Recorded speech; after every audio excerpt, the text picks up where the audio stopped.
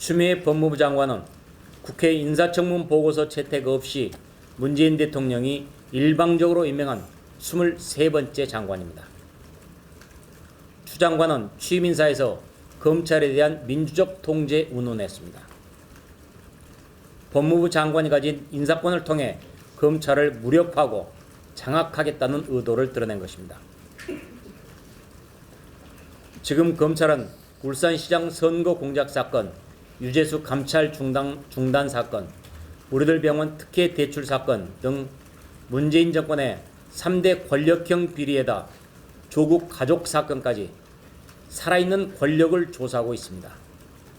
이런 검찰에 대해 법무장관이 인사권을 휘두르겠다는 의도는 너무도 뻔뻔합니다. 정권의 범죄를 수사해온 검사들한테 인사보복을 하고 검찰을 허수아비로 만들어서 정권의 범죄를 은폐하겠다는 것입니다.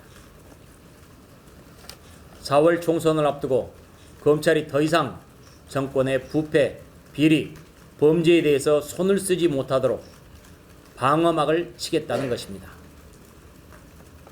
이 짓을 하기 위해 청와대는 검찰한테, 경찰한테, 검찰의 주요 인사들에 대한 이 짓을 하기 위해 청와대는 경찰에게 검찰의 주요 인사들에 대한 세평을 수집하라고 지시했습니다. 말이 세평이지 사실상 사찰이나 다름없습니다.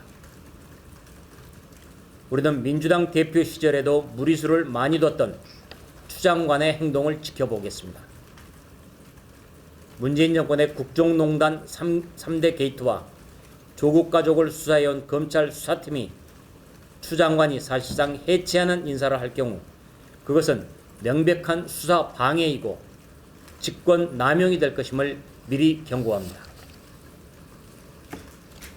추 장관은 울산시장 선거 공작에도 연관돼 있습니다. 2018년 민주당 울산시장 후보 공천 때 추 장관은 민주당 대표였습니다. 그래서 대통령 30년 지기 송철호 후보를 단독 공천했습니다. 송철호의 당내 경쟁력이 미약했는데도 그보다 우세한 사람을 제치고 단독으로 공천을 주는 등 송철호가 울산시장에 당선되는데 선거 공작으로 크게 기여했던 사람 바로 추미애 장관입니다.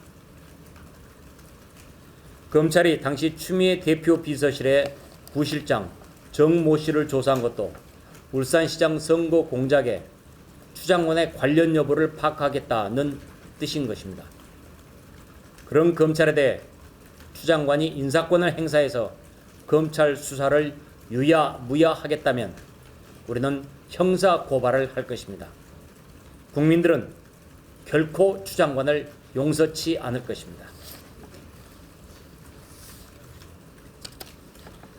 지난 연말 의회 민주주의를 짓밟은 문재인 정권이 이제는 사법부마저 완전히 통제하려 하고 있습니다.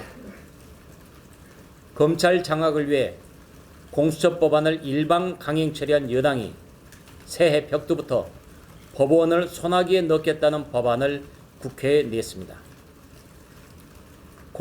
민주당이 공수처에 이어서 도대체 말도 안 되는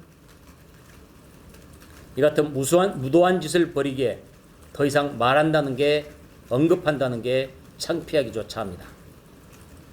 이상입니다.